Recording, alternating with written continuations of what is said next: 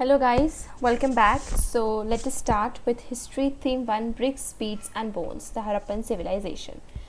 देखिए हम जो हरप्पन सिविलाइजेशन की बात कर रहे हैं इसका हम अप्रॉक्सीमेटली डेट करते हैं 2600 टू 1900 BCE को. ओके एंड जो हिस्ट्री हम क्लास 12th में पढ़ेंगे that we will start from 2600 BCE to approximately 21st century 20th century rather हम लोग कॉन्स्टिट्यूशन की फ्रेम होने तक की हम पूरा पढ़ेंगे. Mahatma Gandhi, partition, Ashoka, Mauryans, bhakti, Sufi tradition, Sufism and Buddhism and all these. So हम एक टाइमलाइन एक यू शेप में चलेंगे जहाँ पर हम लोग आप एक यू शेप इमेजिन करिए. ओके जहाँ पे 2600 BCE जो है वो एक यू शेप जैसे आप इमेजिन करिए एंड हम लोग फिर इस तरीके से हम लोग 0 ईयर एंड अबव दैट हम लोग जाते जाएंगे. सो BCE means before common era. जो 0 ईयर हम लोग मानते हैं जीसस क्राइस्ट के बर्थ को हम लोग 0 मानते हैं उस ईयर को. That means we see that Jesus Christ was born in the year 0. तो उसके पहले के जितने भी ईयर्स हैं उसको हम BCE बोलते हैं. उसके बाद के ईयर्स को हम लोग CE बोलते हैं, common era, before common era and common era. And बात यह है कि बिफोर कॉमन एरा जो है वो उल्टा चलती है, मतलब वो पहले 5000 BC आता है, उसके बाद 4000 आता है, उसके बाद 3000, उसके बाद 2000 एंड सो ऑन. जैसे अभी क्या आता है, अभी पहले ईयर 2022 आएगा, फिर 2023 आएगा, फिर 2024 आएगा. बिफोर कॉमन एरा में सबसे पहले 2024 आएगा, फिर 2023 आएगा, फिर 2022 आएगा and it will go down to 0 and 0 से फिर अपवर्ड काउंटिंग स्टार्ट होगी. सो अब मैं आपको बताती हूँ कि हमें NCERT को कैसे रीड करना चाहिए. Because guys believe me, the best way to crack your board exams is your NCERT. And not only board exams, any exams. यहाँ तक कि UPSC जो एग्ज़ाम कंडक्ट कराती है for IAS and IPS post, उसके लिए भी you are repeatedly told that read the NCERTs. So your NCERT is like your Bible.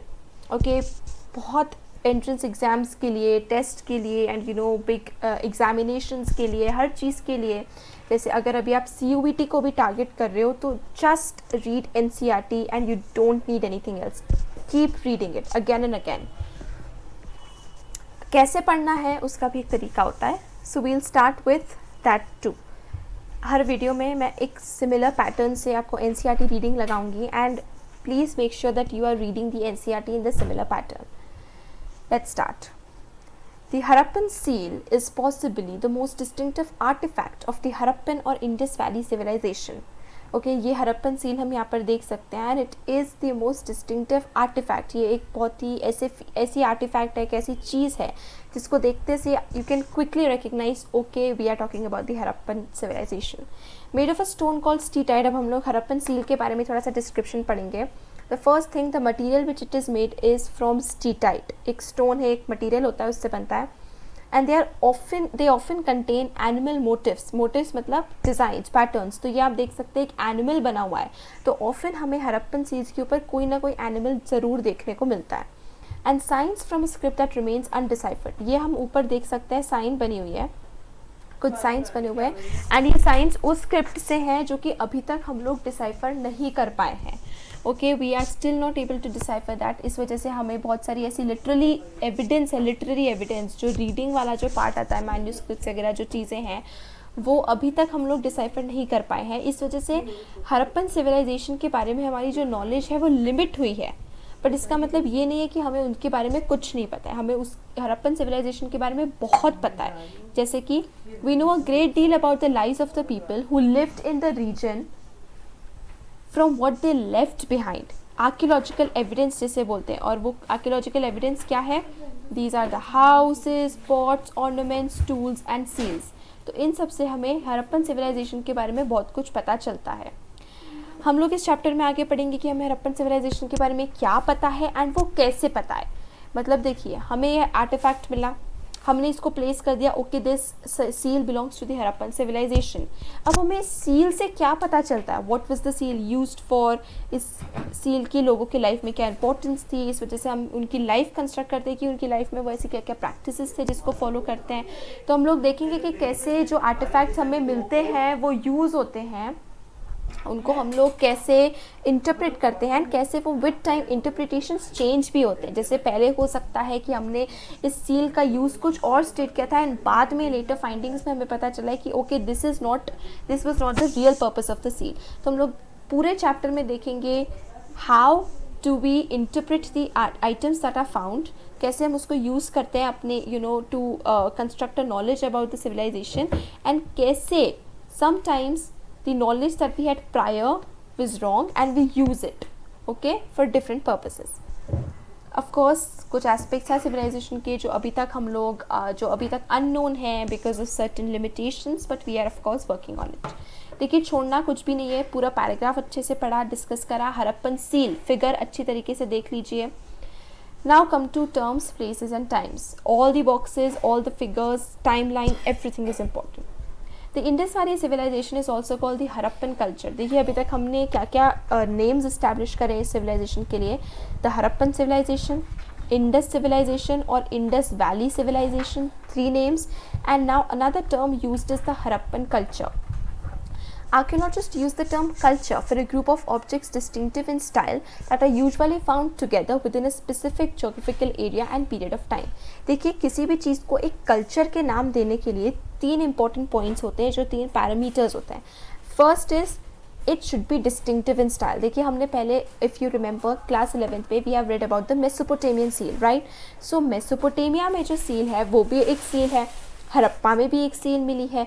तो क्या कैसे ये डिस्टिंक्टिव एक दूसरे से अलग है, कैसे हैं? जो मेसोपोटेमियन सील्स थी वो सिलेंड्रिकल थी, ये वाली जो सील्स हैं ये ऐसे स्क्वायर या ऐसे टैबलेट फॉर्म में है. तो ये जो आर्टिफैक्ट हमें मिला है भले ही दोनों सील है but they are distinctive in style. तो एक कल्चर की दूसरे कल्चर के जो आर्टिफैक्ट्स मिले दो कल्चर में उनका स्टाइल डिफरेंट होना चाहिए. Second is they are found within a specific geographical area. जो हड़प्पन सील्स जो हमें मिली है वो सारी किस एरिया से मिली है? India, Pakistan, Afghanistan and these areas, right. Mesopotamian seals हमें वहाँ से मिली, ईरान इराक वाले एरिया से मिली है. सो they should be distinctive in style. उनका एक particular geographical area होना चाहिए and they should belong to a specific period of time. एक period of time में belong करना चाहिए. जैसे कि अगर मैं आपको एक example दूँ, clothes, ठीक है, of course clothes don't survive for such a long time because वो biodegradable material के होते हैं. but मैं आपको example दूँ, एक साड़ी है. एक साड़ी जो है वो आज से 100 साल पहले भी पहनी जाती थी, आज भी पहनी जाती है. तो अगर हमें एक साड़ी मिली है तो हमें उसको पर्टिकुलरली एक पर्टिकुलर टाइम फ्रेम में हमें उसको फिट करना फिट करना चाहिए एक स्पेसिफिक पीरियड ऑफ टाइम में, तब वो एक कल्चर का पार्ट बनेगा. So there should be it should be from a specific period of time, specific geographical area and the style should be distinctive, जिससे हम लोग डिस्टिंग्विश कर पाए कि अच्छा ये हड़प्पन आर्टिफैक्ट है या ये मेसोपोटेमियन आर्टिफैक्ट है. In case of the Harappan culture क्या क्या ऑब्जेक्ट्स में हड़प्पन कल्चर से मिले हैं? ऑफकोर्स स्टाइल हम देख चुके हैं डिस्टिंक्टिव कैसी है, जैसे सील्स के टाइम में या ऐसी और भी चीज़ें हैं जो डिस्टिंक्टिव है बाकी कल्चर्स से. जोग्राफिकल एरिया जो है वो इंडिया, पाकिस्तान, अफगानिस्तान हो जाएगा. And period of time 2600 BC to 1900 BC approximately.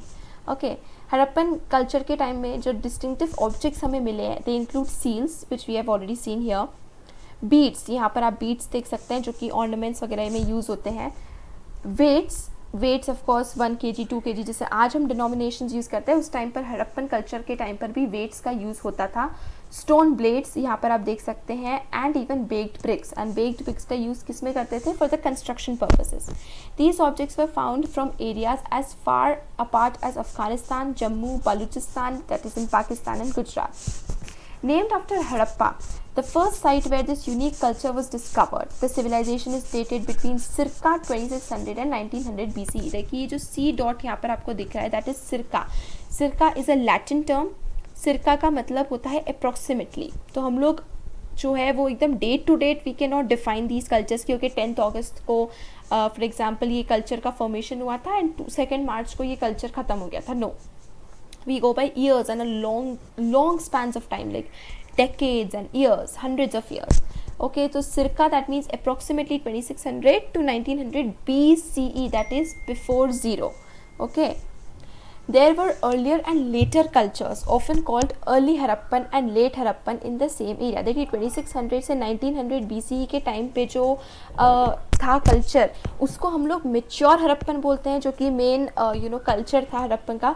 उसके पहले भी एक हड़प्पन कल्चर हम एक फॉर्मेशन बोल सकते हैं वेगली, एंड उसके बाद में भी, but they are called the early Harappan and the late Harappan. So जो मेन हड़प्पन कल्चर की हम बात करते हैं वो मेच्योर हड़प्पन कल्चर होता है। ओके, एंड ये हम इसको डिस्टिंग्विश कर पाते हैं mature Harappan, late Harappan and early Harappan cultures को।